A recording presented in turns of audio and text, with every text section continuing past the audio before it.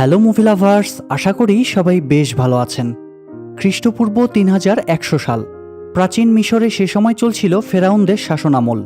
মূলত সে সময়কার মিশরের রাজাদেরকে ফেরাউন নামে অভিহিত করা হতো। ওই সময়টাতে মিশরে গড়ে উঠে বিশাল বিশাল সব পিরামিড আর দেবতার মূর্তি, যার কিছু কিছু ভগ্নাবশেষ এখনও দাঁড়িয়ে আছে। মিশরের ফেরাউনরা মূলত এই কাজটা করত তাদের রাজ্যের সৌন্দর্য বৃদ্ধির জন্য, আর এই কাজে সাধারণত রাজ্যের গরিবদেরকে দাস হিসেবে ব্যবহার করা হতো। মিশরে সে সময় দাস প্রথার ব্যাপক প্রচলন ছিল। সাধারণ পণ্যের মতোই বাজারে মানুষ বেচাকেনার হাট বসত। সামান্য অর্থের বিনিময়ে সমাজের বিত্তশালী আর রাজারা গরিবদেরকে দাস হিসেবে কিনে আনত, আর এরপর তাদের উপর চাপানো হতো অমানবিক কাজের বোঝা। ঠিক মতো খেতে দেওয়া তো হতোই না, তার উপর পান থেকে চুন খসলেই তাদের উপর করা হতো নির্মম অত্যাচার। এছাড়া যাকে ইচ্ছে তাকে বন্দি করে নির্যাতন চালিয়ে হত্যা করা ছিল বেশ সাধারণ একটা ব্যাপার। তো আমাদের আজকের movie Exodus Gods and Kings, যার শুরুতেই তুলে ধরা হয় হিব্রু সম্প্রদায় বা বনি ইসরায়েলিদের দাসত্বের কথা। দীর্ঘ 400 বছর যাবৎ মিশরের ফেরাউনরা যাদের উপর চালিয়েছে অমানবিক নির্যাতন, কিন্তু এত অত্যাচারের পরেও ওই হিব্রু সম্প্রদায়ের মানুষের মনে ছিল আশার আলো। তাদের বিশ্বাস ছিল তাদের সৃষ্টিকর্তা তাদেরকে অবশ্যই রক্ষা করবেন। কিন্তু শেষমেশ তাদের সাথে আসলে কি হয় এটা আমরা জানতে পারবো মুভিটির একদম শেষ প্রান্তে। তবে শুরু করার আগে জানিয়ে রাখি, এখানে কিন্তু আমরা মুসা আলাইহিস সালাম এবং ফেরাউনের যে ঘটনা সেটা দেখতে পারবো, যদিও এখানে সেটা হিব্রু বাইবেল অনুসারে তুলে ধরা হয়েছে। কারণ আমরা সবাই জানি যে মুসা আলাইহিস সালামকে একাধারে ইহুদি, খ্রিস্টান এবং ইসলাম ধর্মে মানা হয়। তো ইসলাম ধর্ম অনুসারে মুসা আলাইহিস সালাম এবং ফেরাউনের ঘটনা যেহেতু আমরা সবাই জানি, তাই হিব্রু বাইবেল অনুসারে এখানে যা উপস্থাপন করা হয়েছে তা দেখে কেউ বিচলিত হবেন না আশা করি। মুভির শুরুতেই আমরা মেমফিস নামের বিশাল এক প্রাসাদ দেখতে পাই, যেই প্রাসাদের ভিতরে মিশরের রাজা তার রাজ্যের গণ্যমান্য ব্যক্তিদের নিয়ে আলোচনায় বসেছেন। আলোচনার এক পর্যায়ে উজির জানায় যে তাদের রাজ্যের ঠিক সীমানায় হিট্টি নামের একটি সম্প্রদায়ের মানুষ প্রায় 16,000 সেনা নিয়ে অবস্থান নিয়েছে। তাদের ধারণা যে মিশরের রাজা তাদের উপর আক্রমণ চালাতে পারে, তাই মূলত তারা এই প্রস্তুতি নিয়েছে। এটা শুনে রাজা এখানে জানান যে হিট্টিদের উপর আক্রমণ চালানোর কোনো ইচ্ছেই নেই তার। জীবনের এই সময়টাতে এসে তিনি কোনো যুদ্ধ চান না, কিন্তু একই সাথে নিজের রাজ্যের সীমানার কাছে হিট্টিদের এই উপস্থিতিও তিনি মেনে নিতে পারছেন না, কেননা তিনি কোনোভাবেই চান না যে তার রাজ্য হিট্টিদের আক্রমণের শিকার হোক। তাই রাজা এখানে সিদ্ধান্ত নেন যে হিট্টিদের আক্রমণের আগেই তারা তাদের আক্রমণ করবে। কিন্তু এই আক্রমণের ফলাফল কি হবে এটা নিয়ে বেশ দুশ্চিন্তা ছিল রাজার মনে। তাই ভবিষ্যৎ জানার জন্য তিনি একজন ভাগ্যগণককে তার সভায় ডেকে পাঠান। ভাগ্যগণক মহিলাটি তার সামনে থাকা মৃত রাজহাঁসের শরীর থেকে একটানে কলিজা বের করেন। এরপর সেটা আগুনে পুড়িয়ে তাতে বিড়বিড় করে কিছু একটা পড়েন। রাজা তখন ভাগ্যগণক মহিলার কাছে প্রশ্ন করেন যে হিট্টিদের আক্রমণের ফলাফল আসলে কি হবে।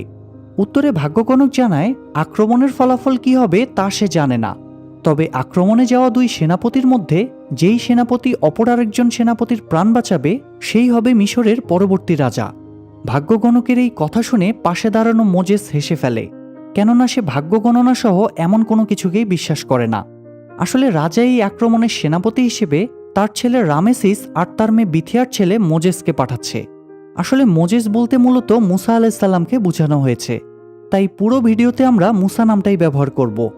যাই হোক, ভাগ্যগণককে এখানে রাজা আর তার ছেলে রামেসিস বিশ্বাস করলেও মুসা এসবকে বিন্দুমাত্র পাত্তা দেয় না। তাই ভাগ্যগণকের কথা শুনে রামেসিস কিছুটা অস্বস্তি ফিল করলেও মুসার তেমন কোনো ভ্রুক্ষেপ নেই। তো রাজা শেষমেশ হিট্টিদের উপর আক্রমণের সিদ্ধান্ত নেন। তাই তিনি একে একে রামেসিস আর মুসাকে দুটো তলোয়ার দেন। কিন্তু রামেসিস আর মুসা দুজনেই রাজাকে জানায় যে রাজা একজনের তলোয়ার অন্যজনকে দিয়েছেন। এটা শুনে রাজা উত্তরে বলে যে তিনি চান যুদ্ধে যেন রামেসিস আর মুসা একে অপরকে সাহায্য করে, তাই মূলত তিনি এই কাজটি করেছেন। এটা শুনে মুসা আর রামেসিস পরস্পরের সাথে হাত মিলায় এবং তাদের বিশাল বাহিনী নিয়ে বেরিয়ে পড়ে। তবে বের হওয়ার আগে রামেসিস মুসাকে বলে সে যাতে তার থেকে দূরে দাঁড়িয়ে যুদ্ধ করে, আর রামেসিস বিপদে পড়লে মুসা যাতে তাকে সাহায্য করতে এগিয়ে না আসে। তবে রামেসিসের এই কথাকে মুসা তেমন একটা পাত্তা দেয় না। এদিকে এবার আমরা সেই হিট্টিদের দেখতে পাই, যারা নিজেদের মতো করে তাঁবুতে বিশ্রাম নিচ্ছিল। যুদ্ধ বা কোনো আক্রমণের জন্য তারা তেমন একটা প্রস্তুত ছিল না। এমন সময় ঘোড়ায় করে দ্রুত একজন এসে হিট্টিদের কাছে জানায় যে আক্রমণের জন্য মিশরের রাজার সেনারা এগিয়ে আসছে। এটা শুনেই হিট্টিরাও এবার দ্রুত যুদ্ধের জন্য প্রস্তুতি নিতে থাকে। আর এরই মধ্যে মুসা আর রামেসিস তাদের বিশাল বাহিনী নিয়ে হিট্টিদের উপর আক্রমণ করে বসে। এই আক্রমণ প্রতিহত করার তেমন একটা সময় পায় না হিট্টিরা। শুরু হয়ে যায় তুমুল যুদ্ধ। যুদ্ধের এক পর্যায়ে রামেসিস মাটিতে পড়ে গেলে পিছন থেকে এক হিট্টি সেনা তাকে মারতে এগিয়ে আসে। এটা দেখে দ্রুত তার কাছে এগিয়ে যায় মুসা। দূর থেকে বল্লম ছুড়ে সেই হিট্টি সেনাকে হত্যা করে রামেসিসের জীবন রক্ষা করে সে। তবে মুসার এই কাজে যেন কিছুটা মন খারাপই হয় রামেসিসের, তাই পাথরের মতো কিছুক্ষণ দাঁড়িয়ে থাকে সে। যাই হোক, যুদ্ধে জয়ী হয়ে রাজ্যে ফিরে আসে মুসা, রামেসিস আর তাদের বাহিনী। প্রজারা তাদের সাদরে গ্রহণ করে। এর কিছুক্ষণ পর রাজা মুসাকে তার কাছে ডেকে পাঠায়। মুসা আসতেই রাজা তাকে জিজ্ঞেস করে যে যুদ্ধে আসলে কি হয়েছে, কেননা সে যাকেই যুদ্ধের ব্যাপারে জিজ্ঞাসা করছে সবাই তাকে মিথ্যা বলছে, এমনকি রামেসিসও তাকে মিথ্যা বলেছে। তখন মুসাও বলে যে যুদ্ধে আসলে কিছুই হয়নি, কিন্তু রাজা মুসাকে মিথ্যা বলতে নিষেধ করে। তাই এবার মুসা জানায় যে যুদ্ধে সে রামেসিসের জীবন বাঁচিয়েছে। এটা শুনে রাজা বেশ খুশি হয়। সে বলে যে আমি তোমাকে যতই ধন্যবাদ জানাই সেটা কমই হবে, কেননা তুমি আমার ছেলের জীবন বাঁচিয়েছ। তবে এরপর কিছু একটা চিন্তা করে মুখ শক্ত হয়ে আসে রাজার। সে এবার মুসাকে বলে, তাহলে তুমি কি পরবর্তী রাজা হচ্ছ? কিন্তু তুমি তো আমার কোনো উত্তরসূরি নও। মুসা তখন বলে, আমি কোনোভাবেই আপনার উত্তরসূরি নই, আর আমি রাজাও হচ্ছি না। তাছাড়া ভাগ্যগণকের এসব কথাকে আমি বিন্দুমাত্র বিশ্বাস করি না। এরপর সিন শিফট হয়ে আমরা দেখি রাজার সামনে বিভিন্ন মন্ত্রীরা রাজ্যের পরিস্থিতি সম্পর্কে আলোচনা করছেন। এখানে একজন মন্ত্রী রাজাকে জানায় যে দিন দিন হিব্রু সম্প্রদায়ের মানুষদের মধ্যে নানা রকম ছোট ছোট বিদ্রোহ দেখা দিচ্ছে, যেটা যে কোনো সময় বড় বিদ্রোহে আকার নিতে পারে। তাই তাদের এখনই এই ব্যাপারে কিছু একটা করা উচিত। এটা শোনার পর রাজা রামেসিসকে সেই দাসদের ব্যাপারে খোঁজ নেওয়ার জন্য পাইথমে যেতে বলে। কিন্তু রামেসিস এতে কিছুটা সংকোচবোধ করে, কেননা সে তো একজন রাজপুত্র। তাই পাইথমে গিয়ে দাসদের সাথে কথা বলা কোনোভাবেই তার জন্য সম্মানসূচক নয়। রামেসিসের এমন কথায় রাজা বেশ ক্ষেপে যায়। তিনি রামেসিসকে বলেন কিছুদিন পর তো তাকেই রাজা হতে হবে, তখন এই সমস্ত ব্যাপার তাকে একাই সামলাতে হবে। তাই এখনই তার উচিত এই সব ব্যাপারে নিজেকে মানিয়ে নেওয়া। রাজার কঠোর নির্দেশনা শুনে রামেসিস কিছুটা মন খারাপ করে। তাই রাতের বেলা সে একটা কক্ষে বিভিন্ন বিষধর সাপ হাতে নিয়ে সেগুলোর বিষ নামাচ্ছে এবং নিজেকে শান্ত করার চেষ্টা করছে। ঠিক তখনই সেখানে মুসা প্রবেশ করে। সে রামেসিসকে জানায় পাইথমে মুসা নিজেই যাবে, কেননা সে চায় না কোনোভাবেই রামেসিসের সম্মানহানি ঘটুক। রামেসিস তখন এই ব্যাপারে মুসাকে কিছু না বললেও ভাগ্যগণকের কথা সে তার মন থেকে কিছুতেই সরাতে পারছে না। তো পরের দিন মুসা তার কিছু লোক নিয়ে পাইথমের উদ্দেশ্যে বেরিয়ে পড়ে। সেখানে পৌঁছেই সে দেখতে পায় দাসদের উপর ভয়ানক নির্যাতন চালানো হচ্ছে। তাদেরকে দিয়ে বিশাল বিশাল পাথর আনা নেওয়া করা হচ্ছে, আর কিছু ভুল হলেই পাথরের সাথে বেঁধে তাদের পিঠে চাবুক চালানো হচ্ছে। ব্যাপারটা দেখে মুসার খুব খারাপ লাগে। এরপর মুসা যায় পাইথমের উজিরের সাথে দেখা করতে। সে উজিরকে এসবের কারণ জিজ্ঞাসা করলে উজির জানায় যে দাসদের সাহস দিন দিন বেড়েই যাচ্ছে, তাই মূলত সে তাদেরকে সাইজে রাখার জন্য নির্যাতনের মাত্রাও বাড়িয়ে দিয়েছে। তাছাড়া এসব দাসদের জীবনের তেমন কোনো মূল্য নেই, এরা বাঁচল নাকি মরল তাতে আসলে কারো তেমন যায় আসে না। উজিরের এই কথাগুলো মোটেও পছন্দ হয় না মুসার। সে উজিরকে জানায় যে যেসব দাসদের বয়স বেশি তাদের সাথে সাক্ষাৎ করতে চায় সে। তাই উজির মুসাকে এই সাক্ষাতের ব্যবস্থা করে দেয়। সাক্ষাতে আসা দাসদের উদ্দেশ্যে মুসা বলে যে তারা আসলে কি চায়। তখন দাসদের মধ্যে সবচেয়ে বয়স্ক ব্যক্তিটি জানায় তারা তাদের দেশ কেনানে ফিরে যেতে চায়, এর বেশি আর তারা কিছুই চায় না। উত্তরে মুসা বলে সে মাত্রই কেনান ঘুরে এসেছে। কেনানের অবস্থা বেশ ভয়াবহ, নানা রকম ভয়ঙ্কর ডাকাত দলের উৎপাত সেখানে। তাই কেনানে না ফিরে এখানে থেকে যাওয়াটাই তাদের জন্য ভালো হবে। কিন্তু মুসার কথাতে তারা সন্তুষ্ট হয় না। এরপর মুসা ওই বয়স্ক দাসকে তার নাম জিজ্ঞেস করলে সে উল্টো মুসার পরিচয় জানতে চায়। মুসা তখন জানায় যে সে হলো প্রিন্সেস বিথিয়ার ছেলে মুসা। এটা শুনেই সেখানে উপস্থিত দাসদের চোখে মুখে হাসি ফুটে ওঠে, কিন্তু মুসা ঠিক এর কারণ বুঝতে পারে না। এর মধ্যে সেই বয়স্ক দাস মুসাকে বলে যে তার নাম হলো নুন, এবং নুন মুসাকে একটা চিরকুটের মাধ্যমে জানায় যে মুসার সাথে সে রাতে আলাদাভাবে দেখা করতে চায়। তো নুনের চিরকুট পেয়ে মুসা বেশ কৌতূহলী হয়, তাই সে রাতে নুনের সাথে দেখা করতে আসে। নুন মুসাকে দেখা মাত্রই জিজ্ঞাসা করে যে মুসা ভাগ্যে বিশ্বাস করে কিনা। মুসা উত্তরে না বললে নুন বলে যে মুসা ভাগ্যে বিশ্বাস না করলেও ভাগ্যই মুসাকে এখানে নিয়ে এসেছে, কেননা মুসার জন্ম কোনো সেনাপ্রধানের ঘরে হয়নি। মুসার জন্ম হয়েছে সাধারণ একটা হিব্রু দাসের পরিবারে। এটা শুনে মুসা বেশ রেগে উঠে। সে নুনের কথা বিন্দুমাত্র বিশ্বাস করে না। নুন তখন মুসাকে শান্ত করার পর বলে যে দীর্ঘকাল ধরেই তারা এই অত্যাচার থেকে মুক্তি লাভের আশায় ঈশ্বরের কাছে প্রার্থনা করে আসছিল। এরপর মুসা যেই বছরে জন্ম নেয় সেই বছরেই একজন ভাগ্যগণক ভবিষ্যৎবাণী করে রাজাকে জানায় যে এই বছর হিব্রুদের ঘরে এমন এক ছেলের জন্ম হবে যে হবে তাদের মসীহ বা লিডার, আর সেই ছেলেটি বড় হয়ে রাজাকে হত্যা করবে এবং হিব্রুদেরকে এই দাস প্রথা থেকে মুক্ত করবে। ফলে রাজা তখন এটা শুনে বেশ ক্ষেপে যায় এবং ওই বছর হিব্রুদের ঘরে জন্ম নেওয়া প্রতিটা ছেলে বাচ্চাকে সে হত্যা করে। কিন্তু মুসার বাবা মা কিছুতেই চায়নি যে তাদের ছেলেকেও এভাবে হত্যা করা হোক। তাই জন্মের পরপর মুসার বাবা মা তাদের মেয়ে মরিয়মের হাতে মুসাকে তুলে দেয় যেন সে তার ভাইকে নীল নদে ভাসিয়ে দেয়। তবে মরিয়ম এখানে একটা বুদ্ধি খাটায়। সে জানতো যে প্রিন্সেস বিথিয়া ঠিক কোন সময় নদীর ঘাটে গোসল করতে আসতো, তাই সে ঠিক সেই সময় মুসাকে একটা ঝুড়িতে করে নীল নদের সেই ঘাটে ভাসিয়ে দিলে বিথিয়া সেই ঝুড়িটা পেয়ে যায়। আর বিথিয়া যেহেতু নিঃসন্তান ছিল, তাই সে ফুটফুটে সুন্দর মুসাকে রাজপ্রাসাদে নিয়ে আসে এবং নিজের সন্তানের পরিচয়ে বড় করতে থাকে। এমনকি মরিয়মকেও নিয়ে আসে মুসার দেখভাল করার জন্য।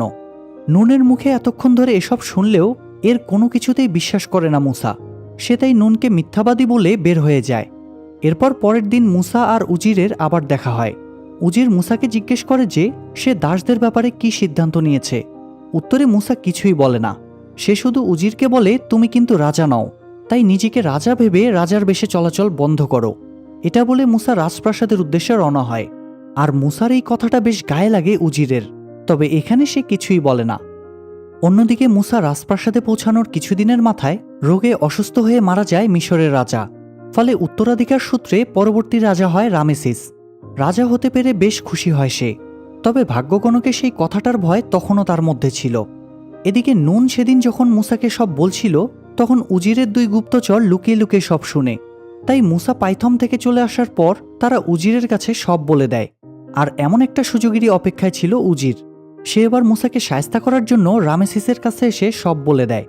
উজিরের মুখে এসব শুনে রামেসিস অতটা বিশ্বাস না করলেও পুরো বিষয়টা সে পরখ করার সিদ্ধান্ত নেয়। তাই সে মুসা, মরিয়ম এবং বিথিয়াকে ডেকে পাঠায়। এরপর মুসার সামনে সে মরিয়মকে জিজ্ঞাসা করে যে মুসা তার ভাই কিনা। মরিয়ম উত্তরে না বললে রামেসিস আবারও মরিয়মকে একই প্রশ্ন জিজ্ঞাসা করে, কিন্তু এবারও মরিয়ম স্বীকার করে না।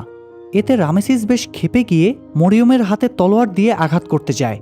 আর ঠিক তখনই মুসা রামেসিসকে বাধা দেয় এবং মরিয়মকে বাঁচানোর জন্য স্বীকার করে নেয় যে সে মরিয়মের ভাই এবং সে একজন হিব্রু। রামেসিস এবার তাই ভাগ্যগণকের কথা চিন্তা করে আর কোনো রকম রিস্ক নিতে চায় না। তাই সে মুসাকে রাজ্য থেকে বের করে দেওয়ার সিদ্ধান্ত নেয়। তো পরের দিনে রামেসিসের লোকেরা মুসাকে রাজ্যের ঠিক শেষ সীমানায় নিয়ে আসে। এ সময় বিথিয়া আর মরিয়মও আসে। বিথিয়া এখানে মুসার কাছে সব স্বীকার করে। সে বলে যে সে আসলেই মুসাকে নীল নদে কুড়িয়ে পেয়েছে, আর মরিয়ম তার নিজেরই বোন। এরপর সে মুসাকে একটা লকেট দিয়ে বলে যে মুসাকে যখন সে পেয়েছিল তখন মুসার হাতে এটা বাঁধা ছিল। এটা তার আসল বাবা মায়ের দেয়া লকেট ছিল। কিন্তু মুসা তখনও বিথিয়ার কথাতে বিশ্বাস করে না। সে তাদের কাছ থেকে বিদায় নিয়ে সোজা চলতে থাকে। এ সময় মুসার কাছে না ছিল কোনো খাবার, না কোনো পানি। তবুও সে চলতেই থাকে। চলতে চলতে একসময় সে মাদিয়ান নামে একটি এলাকায় আসে। এখানে সে দেখতে পায় একটি কুয়া থেকে কিছু মেয়ে পানি উঠাচ্ছে। এমন সময় একদল লোক অনেকগুলো ভেড়া নিয়ে সেখানে আসে। তারা জোর করে ভেড়াগুলোকে কুয়ার পানি খাওয়াতে থাকে, কিন্তু কুয়ার পানিতে ভেড়া মুখ দিলে সেই পানি নষ্ট হয়ে যাবে। তাই মেয়েরা লোকগুলোকে বাধা দেয়, কিন্তু তারা কোনো কথাই শোনে না। এটা দেখে মুসা তখন এগিয়ে আসে এবং তার তলোয়ার সামনে রেখে লোকগুলোকে তাদের ভেড়ার পাল নিয়ে চলে যেতে বলে। তারা মুসার তলোয়ার দেখে কোনো রকম ঝামেলা না করে সেখান থেকে চলে যায়। এখানে মেয়েগুলোর মধ্যে জিপোরা নামের একটি মেয়ে ছিল। মুসা ক্ষুধার্ত শুনে সে মুসাকে তাদের বাড়িতে দাওয়াত দেয়। মুসাও তাই সেখানে যেয়ে বেশ কিছুদিন থাকে।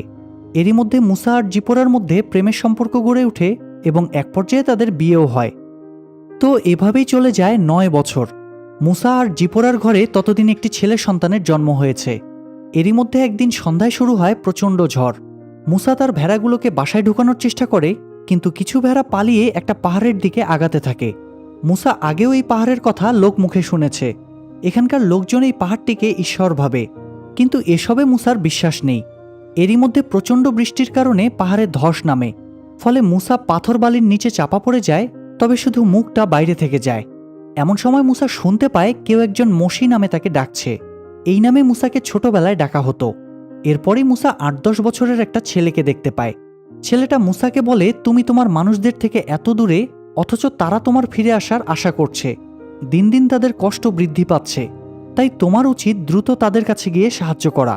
এটা বলেই ছেলেটি কোথায় যেন মিলিয়ে যায়, আর এরপরেই জ্ঞান হারিয়ে ফেলে মুসা। আসলে এই ছেলেটিকে এখানে সৃষ্টিকর্তার দূত হিসেবে মুসার কাছে পাঠানো হয়েছে। এদিকে জ্ঞান ফিরে এলে মুসা নিজেকে তার ঘরে আবিষ্কার করে। সে তার স্ত্রীকে সব খুলে বললেও জিপোরা এসবে বিশ্বাস করে না। সে মুসাকে বিশ্রাম নিতে বললে মুসা ঘুমিয়ে পড়ে, কিন্তু ঘুমের মধ্যেও মুসা ওই ছেলেটার ডাক শুনতে পায়। তাই পরের দিন মুসা মিশরে যাওয়ার জন্য প্রস্তুতি নেয়। এটা দেখে জিপোরা বেশ রেগে যায়। সে মুসাকে প্রশ্ন করে, তোমার সৃষ্টিকর্তার এই কেমন নির্দেশ, যিনি কিনা তোমাকে নিজের পরিবার থেকে দূরে যেতে বলেছে? তবে মুসা এখানে এর কোনো উত্তর দেয় না। সে ঘোড়া হাঁকিয়ে চলতে শুরু করে। তো মুসা প্রথমে পাইথমে আসে। সেখানে সে আগে নুনের সাথে দেখা করে। মুসা জানতে পারে যে তার চলে যাবার পর উজির অত্যাচারের মাত্রা আরও বাড়িয়ে দিয়েছে, ধীরে ধীরে সহ্যের সীমা পেরিয়ে যাচ্ছে। তাই তারা এখান থেকে মুক্তি চায়। সব শুনে মুসা এবার আসে রামেসিসের সাথে দেখা করতে। রামেসিসকে দেখেই সে তার গলায় তলোয়ার ধরে। এরপর সে বলে যে হয় তুমি দাসদেরকে তাদের কাজের বিনিময়ে পারিশ্রমিক দিবে, আর না হয় তাদেরকে মুক্তি দিবে। এটা বলে মুসা সেখান থেকে চলে যায়। তবে মুসা রামেসিসের গলায় তলোয়ার ঠেকানোতে প্রচণ্ড রাগ হয় তার। তাই সে সভা ডেকে মুসাকে সপরিবারে হত্যার নির্দেশ দেয়। নির্দেশনা পেয়ে জায়গায় জায়গায় তল্লাশি চালাতে থাকে রামেসিসের লোকেরা। হিব্রুদের উপর চালাতে থাকে চরম নির্যাতন। এমনকি এজন্য কিছু দাসকে জনসম্মুখে ফাঁসিও দেয় রামেসিস, এবং ঘোষণা দেয় যে যেই মুসাকে সাহায্য করবে তাকেই সে ফাঁসিতে ঝুলাবে। অন্যদিকে মুসাও কিছু দাস নিয়ে নিজের মতো করে একটা সেনাদল তৈরি করতে থাকে। তাদেরকে তলোয়ার চালানো, তীর ছোড়া এসব শেখাতে থাকে সে। এরপর মুসা সিদ্ধান্ত নেয় যে রামেসিসের পণ্য বোঝাই করা জাহাজগুলো সে পুড়িয়ে দিবে, যাতে করে মুসার দাবিগুলো ভাবতে বাধ্য হয় রামেসিস। তাই মুসা তার প্ল্যান অনুসারে আগুনের তীর ছুঁড়ে রামেসিসের জাহাজগুলো পুড়িয়ে দেয়। এরই মধ্যে এক পাহাড়ি অংশে মুসার সাথে ওই বাচ্চা ছেলেটির আবারও দেখা হয়। মুসা উদ্গ্রীব হয়ে ছেলেটিকে জিজ্ঞাসা করে যে এতদিন সে কোথায় ছিল। উত্তরে ছেলেটি জানায় সে আসলে দূর থেকেই মুসার সব কার্যক্রম দেখছিল, কিন্তু এত ধীরে আগালে তো লক্ষ্যে পৌঁছাতে 1 যুগ পার হয়ে যাবে, এত সময় নেই তাদের হাতে। তাই ছেলেটি এবার মুসাকে জানায় যে এখন যা করার সে নিজেই করবে, আর মুসাকে সে চুপচাপ সব দেখার জন্য বলে। তো এবার কিছু অদ্ভুত বিষয় ঘটতে থাকে। যেমন পরের দিনে মিশরের নদীগুলোতে কোথা থেকে যেন অসংখ্য কুমির চলে আসে। তারা নদীতে থাকা নৌকা আর নৌকার মানুষদের আক্রমণ করতে থাকে। একে একে অনেক পশুকে হত্যা করে। এতে করে নদীতে থাকা পানি রক্তে লাল হয়ে যায়। ফলে পানি নষ্ট হয়ে নদীর সব মাছ মারা গিয়ে ভেসে ওঠে। এমনকি এই নদীর পানি যেই ফসলের মাঠে যায়, ওই মাঠের সকল ফসলও নষ্ট হয়ে যায়। আর এতে করে গোটা মিশরে শুরু হয় ব্যাপক দুর্ভিক্ষ। শুধু তাই নয়, কোথা থেকে যেন লাখ লাখ ব্যাঙ গোটা মিশর শহরে আসতে শুরু করে। এমনকি রাজপ্রাসাদও ব্যাঙে ভরে যায়। ফলে রামেসিস সহ মিশরের সবাই ব্যাঙে অতিষ্ঠ হয়ে পড়ে। আবার এই ব্যাঙগুলো যখন মরে পচে যাওয়া শুরু করে, তখন শুরু হয় মাছির অত্যাচার। মাছির এই অত্যাচার এতটাই ভয়াবহ ছিল যে মানুষজন খাবার খাওয়া তো দূরের কথা, রাস্তায় চলাফেরাই ঠিকমতো করতে পারছিল না। তার উপর আবার শুরু হয় মারাত্মক এক মরণব্যাধি রোগ। আর এই রোগে রামেসিস নিজেও খুব বাজেভাবে আক্রান্ত হয়। এরই মধ্যে মুসা একটা ঘোড়ার পিঠে বার্তা লিখে রামেসিসের কাছে পাঠায়। তাতে লেখা ছিল মিশরের উপর যেই আযাবটা যাচ্ছে সেটা সৃষ্টিকর্তার রাগের কারণে হচ্ছে। তাই রামেসিস যদি সৃষ্টিকর্তার আযাব থেকে মুক্তি চায়, তাহলে যেন সকল হিব্রু দাসদের মুক্তি দেয়। তবে মুসার এমন কথা পছন্দ হয় না রামেসিসের। সে বরং আরও কিছু দাসকে জনসম্মুখে সপরিবারে হত্যা করে, যেটা মুসা নিজেও লুকিয়ে দেখছিল। তবে রামেসিসের এমন কর্মকাণ্ডে সৃষ্টিকর্তা যেন আরও রেগে যায়। ফলে একদিকে সকল গবাদি পশু মারা যেতে থাকে, আর অন্যদিকে গোটা মিশরের উপর শুরু হয় পাথর বৃষ্টি আর ফড়িংয়ের আক্রমণ। তাই শেষ অবধি বেশ বিরক্ত হয় রামেসিস। সে এসব থেকে মুক্তিলাভের আশায় প্রার্থনা করার জন্য একটা কক্ষে যায়। সেখানে যাওয়ার পর তার মনে সন্দেহ জাগে যে এখানে নিশ্চয়ই মুসা লুকিয়ে আছে। এটা চিন্তা করে প্রচণ্ড রেগে যায় রামেসিস। তাই তলোয়ার হাতে তুলে সে মুসাকে উদ্দেশ্য করে হুমকি দিতে থাকে। রামেসিস বলে যে মুসা সৃষ্টিকর্তার কোনো কিছুকেই বিশ্বাস করে না সে, কারণ ফেরাউনরা তো নিজেদেরকেই গড দাবি করত। সেইখানে মুসাকে আরও হুমকি দেয় যে কাল থেকে হিব্রুদের ঘরে জন্ম নেওয়া সব শিশুকে সে হত্যা করবে। আর এখানেই আসলে ভুলটা করে রামেসিস, কেননা ওই কক্ষে কোথাও মুসা লুকিয়েছিল না, বরং স্বয়ং সৃষ্টিকর্তা তার মনের খবর জানল। তো সেই রাতেই মুসার সাথে ওই ছেলেটার আবার দেখা হয়। ছেলেটা মুসাকে জানায় যে রামেসিস মুসার কোনো কথাতে বিশ্বাস করেনি, উল্টো সে হুমকি দিয়েছে হিব্রুদের ঘরে জন্ম নেওয়া সব শিশুকে সে হত্যা করবে। তবে এটাই রামেসিসের চরম ভুল, আর এই ভুলের মাসুল দিতে হবে তাকে, কেননা কাল রাতে মিশরের সকল শিশু মারা যাবে। কিন্তু মুসা এখানে ছেলেটির মাধ্যমে সৃষ্টিকর্তাকে এটা করতে না করে, কেননা রামেসিসের কোনো কার্যকলাপে সাধারণ নিষ্পাপ মিশরীয়দের তো কোনো হাত নেই। তাই সৃষ্টিকর্তা যাতে এইসব মিশরীয়দের আর কোনো কষ্ট না দেয়। এসব শুনে ছেলেটি মুসাকে জানায় যে তাহলে সে যেন সকলকে বলে দেয় যাতে তারা সবাই একটা করে পশু জবাই দিয়ে সেটার রক্ত নিজ নিজ বাড়ির গেটে লাগিয়ে দেয়। যাই হোক, পরের দিন সকালে মুসা খবরটা নিয়ে প্রথমে রামেসিসকে এবং এরপর হিব্রুদের সবাইকে জানায়। কিন্তু হিব্রুরা বাদে আর কোনো মিশরীয়রা মুসার কথায় তেমন একটা বিশ্বাস করে না। শুধুমাত্র হিব্রুরাই মুসার কথা মেনে নিজেদের বাড়ির গেটে রক্ত লাগিয়ে দেয়। আর এরপর দেখা যায় সেদিন রাতে মিশরের আকাশে একটা কালো ছায়া নেমে আসে, যা কিনা মিশরের সব শিশুদেরকে হত্যা করে, এমনকি এর মধ্যে রামেসিসের ছেলেও ছিল। ফলে এই ঘটনার পর রামেসিস পরের দিন তার সন্তানের লাশ নিয়ে মুসার কাছে আসে। কিন্তু মুসা রামেসিসকে জানায় যে সে আগেই রামেসিসকে এই ব্যাপারে সতর্ক করেছিল, কিন্তু সে তো শুনেনি। তাই কাল রাতে কোনো হিব্রু বাচ্চা মারা না গেলেও সকল মিশরীয়দের সন্তানরা মারা গিয়েছে। এসব শুনে প্রচণ্ড রেগে যায় রামেসিস। তবে সে এবার মুসাকে বলে যে সে ওই হিব্রু দাসদের মুক্তি দিচ্ছে, তাই মুসা যাতে তাদেরকে নিয়ে তাদের নিজ দেশ কেনানে চলে যায়। ফলে মুক্তি পেয়ে মুসা তার হিব্রু সম্প্রদায়কে নিয়ে নিজের দেশ কেনানের পথে বেরিয়ে পড়ে। আর রামেসিস ফিরে আসে তার প্রাসাদে। কিন্তু প্রাসাদে ফিরে রামেসিস ভাবতে থাকে সে হয়তো কোনো ভুল করল। মুসার উপর প্রচণ্ড রাগ হয় তার। তাই সে এবার মুসা সহ সকল দাসদের হত্যা করবে বলে সিদ্ধান্ত নেয়। এজন্য রামেসিস তার বিশাল বাহিনী নিয়ে মুসার পিছু নেয়।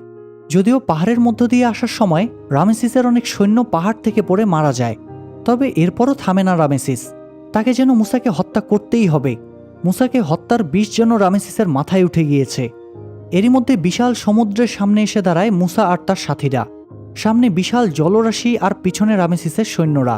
এ যেন দুদিকেই মরণ ফাঁদ। তাই এখন ঠিক কি করবে ভেবে পায় না মুসা।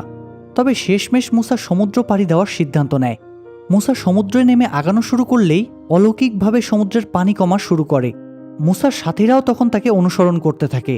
এর মধ্যে সমুদ্রের বুক চিরে একটা রাস্তা বের হয়। সেই পথেই সমুদ্র পাড়ি দেয় মুসা সহ সবাই। অন্যদিকে তাদেরকে ফলো করে রামেসিসও তার সেনা নিয়ে সমুদ্রে নেমে পড়ে। কিন্তু যতক্ষণে রামেসিস সমুদ্রের মাঝামাঝি এসেছে ততক্ষণে সমুদ্র পার হয়ে তীরে উঠে পড়ে মুসার লোকেরা। ফলে সাথে সাথেই দুদিক থেকে বিশাল ঢেউ এসে আছড়ে পড়ে রামেসিসের বাহিনীর উপর। আর শেষমেশ সমুদ্রেই ডুবে মারা যায় রামেসিস আর তার সকল সৈন্যরা। শেষ সিনে দেখা যায় মুসা মাদিয়ানে তার স্ত্রী এবং ছেলের কাছে আসে। এরপর তাদেরকে সহ সকল হিব্রুদের সাথে নিয়ে কেনানের পথে অগ্রসর হতে থাকে। এরই মধ্যে মুসা ওই ছেলেটিকেও একটা লাঠি হাতে তাদের সাথে দেখতে পায়। তবে একটু পরেই সে যেন কোথায় মিলিয়ে যায়। এতে মুসা বুঝতে পারে যে সৃষ্টিকর্তা তার সাথেই রয়েছে। আর এখানেই কাহিনীটি শেষ দেখানো হয়। আসলে এই মুভিটিতে ফেরাউন রাজাদের প্রস্থান এবং মুসা আলাইহিসসালামের মাধ্যমে হিব্রু বা বনি ইসরায়েলিদের মুক্তির ব্যাপারটা দেখানো হয়েছে। তবে আবারও আপনাদেরকে মনে করিয়ে দেই, মুভির কাহিনীটা কিন্তু হিব্রু বাইবেল অনুসারে উপস্থাপন করা হয়েছে। মানে ইহুদি এবং খ্রিস্টানরা মুসা আলাইহিসসালামকে যেভাবে মানে। তাই আশা করি মুসলিম ভাই বোনেরা কোনো রকম বিচলিত হব না। সো ভিডিওটি ভালো লাগলে লাইক দিন এবং কমেন্ট করুন। আর এরকম আরও ভিডিও দেখতে চাইলে চ্যানেলটি সাবস্ক্রাইব করে বেল বাটনটি প্রেস করে রাখুন।